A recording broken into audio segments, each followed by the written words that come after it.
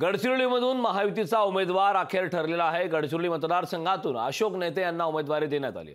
अशोक नेतेंना उमेदवारी जाहीर होताच कार्यकर्त्यांनी मात्र जल्लोष केलाय। विजय आपलाच होणार असा अशोक नेते यांनी विश्वास व्यक्त केलाय। गडचिरोली चिमूर लोकसभा मतदारसंघात अखेरच्या क्षणी महायुतीचे उमेदवार म्हणून विद्यमान खासदार अशोक नेते यांच्या नावावर शिक्कामोर्तब झालंय। रविवारी रात्री त्यांच्या नावाची घोषणा होताच भाजपचे पदाधिकारी आणि कार्यकर्त्यांनी एकच जल्लोष केलाय। इंदिरा गांधी चौकात आतिषबाजी करत कार्यकर्त्यांनी त्यांचे स्वागत केले।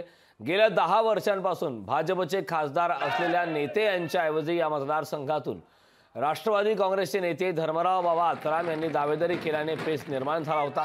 त्यामुळे या जागेचा तिढा अनेक दिवसांपासून कायम होता। अखेर शनिवारच्या मध्यरात्री दिल्लीत अमित शहा यांच्या निवासस्थानी झालेल्या बैठकीत नेते यांच्या नावावर शिक्कामोर्तब करण्यात आलाय। आपले आणि पंतप्रधान मोदी यांचे संबंध चांगले आहेत। आपण हॅट्रिक करणार असा दावा त्यांनी लोकशाही मराठीशी बोलताना व्यक्त केला।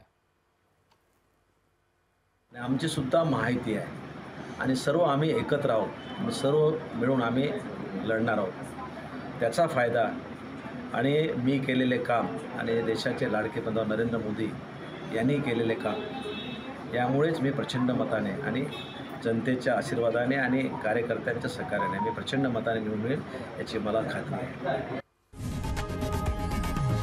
लोकशाही मराठी ऐका, पहा, जागरूक रहा।